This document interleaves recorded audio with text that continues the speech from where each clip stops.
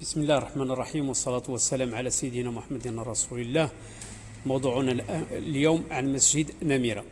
مع بزوغ الشمس يوم 9 من ذي الحجة يبدأ حجاج بيت الله الحرام التوافد على مسجد نميرة الذي يعد من أهم المعالم الإسلامية في مشعر عرفات، وبه يصلي حجاج بيت الله صلاتي الظهر والعصر في يوم عرفة جمعا وقصرا اقتداء بالرسول صلى الله عليه وسلم.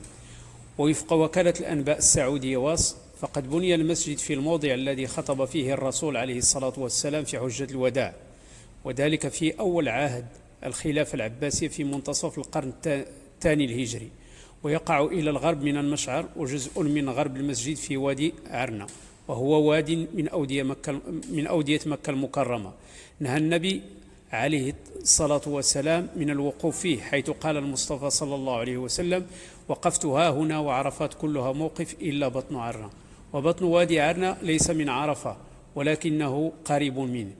وشهد المسجد في عهد الدولة السعودية، وتحديدا في عهد الملك عبد العزيز بن عبد الرحمن آل سعود، أضخم توسعاته ليصبح بذلك ثاني أكبر مسجد مساحة بمنطقة مكة المكرمة بعد المسجد الحرام، بتكلفة بلغت 237 مليون ريال، على طول بلغ 340 مترا من الشرق إلى الغرب، وعرض يقدر ب 240 متر من الشمال إلى الجنوب، ومساحة تجاوزت 110 آلاف متر مربع، إلى جانب ساحة مضللة خلف المسجد تقدر مساحتها ب 8000 متر مربع، ليستوعب بعد هذه التوسعة نحو 400 ألف مصل.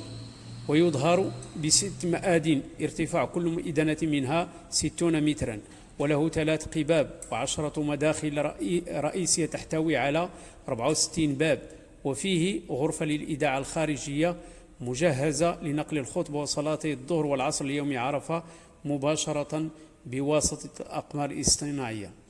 وأنهت وزارة الشؤون الإسلامية الأعمال الفنية للمسجد من صيانة وتشغيل والنظافة وتزويده بالسجاد الفاخر، ومتابعة مشروع تطوير أنظمة التكييف وتنقية الهواء وصيانة المولدات الكهربائية والكاميرات، لمتابعة تقديم جميع الخدمات وفق أعلى معايير الجودة، مما يضمن أن يؤدي الحجاج نسكهم بكل يسر وطمأنينة. نفعني الله وإياكم، والسلام عليكم ورحمة الله تعالى وبركاته.